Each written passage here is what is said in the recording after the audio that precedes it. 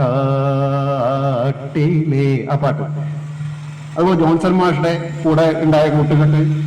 ഇത് ഏറ്റവും എടുത്തു പറയേണ്ടത് ജയേട്ടൻ ഗുരുസ്ഥാനത്ത് കാണുന്ന ദക്ഷിണാമൂർത്തി സ്വാമിയുടെ പാട്ടുകളാണ്.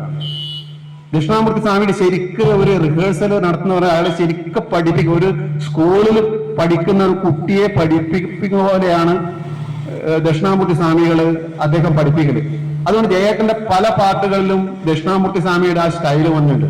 സന്ധ്യക്കെന്തിനു സിന്ധൂരം ചന്ദ്രികക്കെന്തിനു വൈഡൂര്യം കാട്ടാറിനെന്തിനു പാദസരം എൻ കൺമണിക്കെന്തിനാഭരൻ. ആ ജയേട്ടന്റെ ആഭരണം എന്നില്ല ആ പ്രദർശനത്തിലും സ്വാമിയുടെ സ്റ്റൈലാണ്. ചമ്പകമല്ലനി ഓമനേന്ദ്ര, അതിന്റെ സ്വാമിയുടെ അതേ സ്റ്റൈലിന്റെ കാവ്യ പുസ്തകമല്ലോ ജീവിതം, അതേപോലെ സപ്തസ്വരങ്ങളിലേക്ക് സ്വാതി തിരുനാളിൻ കമ്മിങ്, ഒരുപാട് ഏകാന്തപതികൻ രാഘവമാഷ പാട്ടാണ്. അങ്ങനെ ഒരുപാട് പാട്ടുകൾ ദക്ഷിണാമൂർത്തി സ്വാമി ജയചന്ദ്രൻ കൂട്ടുകെട്ടിൽ ഉണ്ടായിട്ടുണ്ട്.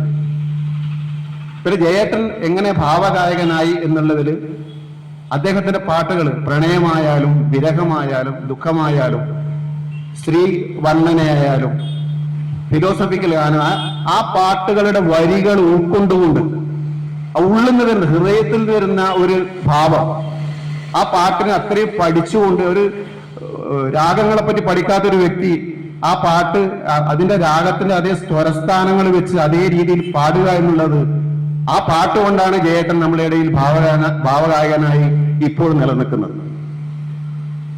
അദ്ദേഹത്തിന്റെ പ്രണയഗാനങ്ങൾ പ്രണയിക്കാത്തവര് നമ്മളാരും ഉണ്ടാവില്ല. കാരണം ജീവിതത്തിൽ ഒരിക്കലും പ്രണയിക്കാത്തവര്, അല്ലെങ്കിൽ ജയേട്ടന്റെ പാട്ടുകൾ കേട്ടാൽ ആരും പ്രണയിച്ചു പോകും. പ്രണയിക്കാത്തവര് വളരെ കുറവായിരിക്കും.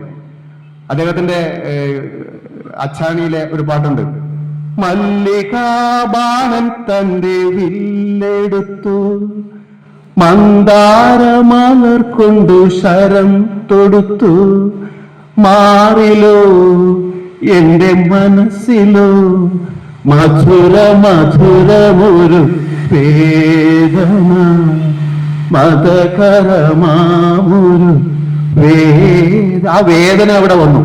ജയേട്ടൻ ഒരു അഭിമുഖത്ത് പറഞ്ഞിട്ടുണ്ട്, പ്രണയിക്കുന്നവർക്ക് വേദനയുണ്ടാവും, വേദനയുള്ളവർക്ക് പ്രണയിക്കാൻ സാധിക്കും. അപ്പൊ ആ പ്രണയത്തിലെ വേദന അദ്ദേഹത്തിന്റെ ആ പാട്ടില് വന്നുള്ളൂ. ആ മാധുരിയോടത്ത് പോയി പാടിയ ദേവരാജ മാഷുള്ള പാട്ടാണ്.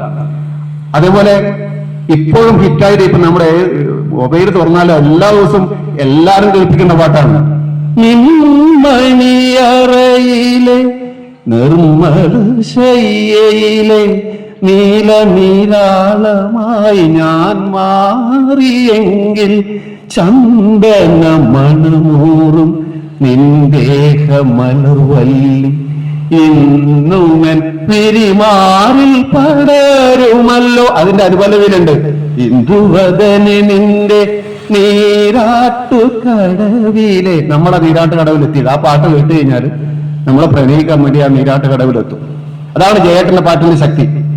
അതുപോലെ ചുക്ക് എന്ന സിനിമയിലെ ഇഷ്ടപ്പെടാൻ ശരി, ഇതൊക്കെ കേട്ടവരായിരിക്കും ഇവിടെ ഇരിക്കുന്നത്. അടിമകളുടെ ഇന്ദുമുഖി ഇന്ദുമുഖി എന്തിനിന്നു നീ സുന്ദരി, ആ പാട്ടിൽ വരുന്ന പ്രണയം അതൊരിക്കലും പറഞ്ഞറിയിക്കാൻ പറ്റാത്തതാണ് ഓരോ പാട്ടിലും. അതുപോലെ തുള്ളിത്തുള്ളി നടക്കുന്ന കള്ളിപ്പിൽ തൃക്കുശ്ശേരി സുകുമാരൻ നായർ എഴുതിയ പാട്ടാണ് തുള്ളിത്തുള്ളി നടക്കുന്ന കൃഷ്ണമൂർത്തി സ്വാമിയുടെ പാട്ട്. അതുപോലെ ദേവരാജ മാസ്റ്റർ മറക്കാത്തൊരു പ്രണയഗാനമാണ് ഹൃദയേശ്വരി, കേട്ടിട്ടുണ്ടാവും.